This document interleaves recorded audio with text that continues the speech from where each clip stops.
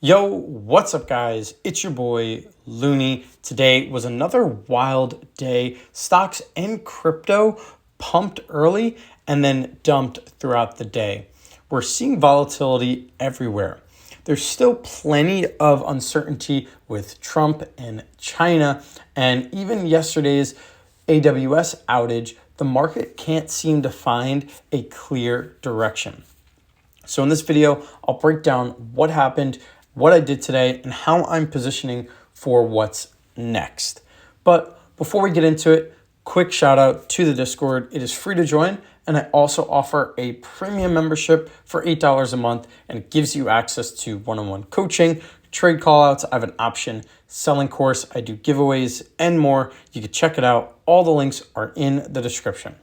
Now, let's actually start with the overall market, and we'll look at SPY and then sort of my account. We can see that SPY is pretty much neutral and pretty much red. It started off high or green on the day and then quickly retraced and went back down to the red. My personal account shot up a ton and then quickly went back down. And we're seeing now after hours continuing that downward direction. And crypto, same sort of situation. It did pretty well early this morning or the afternoon, and then now it is selling off. So there's not a clear direction with crypto. We don't really know if the rates being cut is actually a good thing for crypto. It could kind of go in any direction. So that's why I'm not making major purchases, and I'm not really too concerned. But the day-to-day, what happens? But it is worth noting that there's a lot of uncertainty going on. October is known for volatility, and that's exactly what we're seeing. And today was a great example of that. We saw massive green in my account up 1%, and now I'm actually down almost 2%. So although we are still looking at the fear, we're close to the fear side of the fear and greed index, but it does show that we could see more downward direction. So we can't really ignore the macro noise. The back and forth tension between Trump and China is still causing uncertainty. A lot of investors are being affected by this emotionally. Me personally, I just see it as short-term noise, and I kind of don't pay attention. I'm not over leveraged, so I'm not in a situation where I need quick gains. But there's a lot of talks around the tariffs and just the overall trade policy. So that's definitely going to add volatility to this month. Now, let's actually shift to something green, and that was Beyond. So Beyond is basically a meme stock at this point, and it is a attempt at a short squeeze to shoot the stock up. And I did buy a few shares. I bought 250. I did sell off 50 shares just to lock in profit, and now I have 200 going on. We're still going, and this one shot up 140% again today. And there was some news that it struck a deal to expand distribution through Walmart. Not really sure if that was the cause of this shooting up 100%, but it is worth noting that was in the news. And again, the volume is through the roof. And I think I might have gotten a little too greedy with this stock and overall play. And that's because I was doing some research and I saw that it was pretty unlikely for this stock to really have a full-on squeeze. So I ended up selling covered calls, and what I should have done looking back is probably just did the $4 call and then left the 7-1 by itself, but I did sell a covered call at the $7, and they both expire in November, so we'll see. There's still some time, but it kind of looks like this stock is just keep going up. There's not really much that's going to stop it from hitting those strike prices. But again, if I do hit those, or I'm above those strikes and I have to sell that, that's okay with me. I think profit is profit. I get to lock in some of those, and I sort of just miss out on potential gains. But I'm okay with that because this is a meme play, and they go down as much as they go up. So although this might go to 100 or 200, sure, I'll miss out on a lot of gains. But we all know at the end of the day, this stock isn't really fundamentally strong. It's still in a sticky situation. So this one's a pure momentum play. Fun to trade, but I'm not counting on holding this long term. But that is what's going on with Beyond Meats. And let's actually look at Amazon, because Amazon is a position that I've been covering pretty recently. And I did add to it, not really due to anything, just kind of I believe in the stock long term, and that's kind of why I just added to it. But the AWS outage was yesterday, and it sort of just seems like it's not affecting it. It's definitely a tailwind right now. A bunch of the brokers and websites were down, but it looks like everything is back to normal. Everything's all set. And you would think that this would actually negatively affect the stock, but it did not. And it's actually green today. And yeah, this is just a stock that I don't know if it's going to go to 400 in the next month. It's simply just a safer play, even though it can be risky with being in the tech space. But overall, it's a lot safer than some of my plays that I have. So I do want to have some exposure to Amazon, especially for the long term. But I thought I would just worth noting it because of all this ongoing news and how I'm positioning it. I'm not really making massive moves and I'm not really selling. I don't plan to sell. But yeah, I did want to cover it. Now, let's actually look at Google. And Google is another stock that I do own. Not really much, and we'll see what I decide to do with these shares. Maybe I'll hold them, maybe I'll sell them. As of now, I'm just simply holding. I don't really need the cash, but it was down, and it is sort of down overall around 1%. And I'm not really sure why. It's more just part of the broader weakness in tech, maybe a bit of profit taking, bit of rotation, and maybe just some macro worry mixed in. I don't think there's any sort of headlines affecting the stock. It might just be another red day. It's very normal for stocks to go down just like they go up. But you can see there's some deals going on and cloud deals.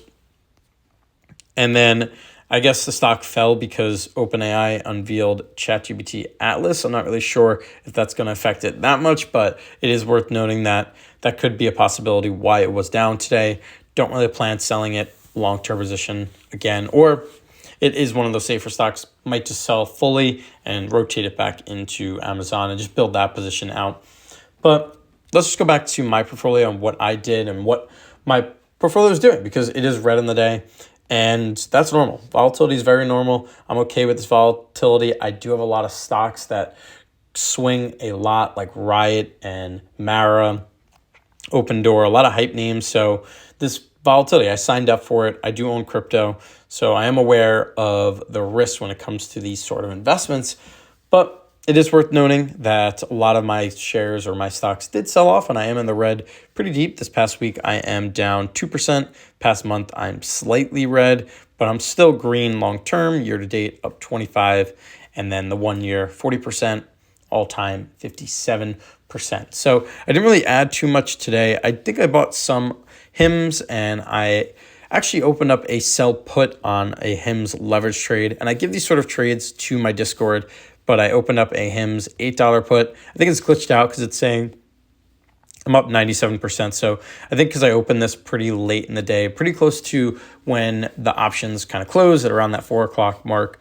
So, or Eastern time, 4 o'clock. And because of that, I think it kind of glitched out and it's showing that it's up 97%. I don't know how accurate that is, but I did open this put, gave it to my Discord, worth noting.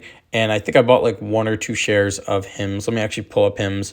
And I know there's a lot of negative sentiment around HIMS, a lot of insider selling, and just a lot of controversy going on. But I did buy some shares.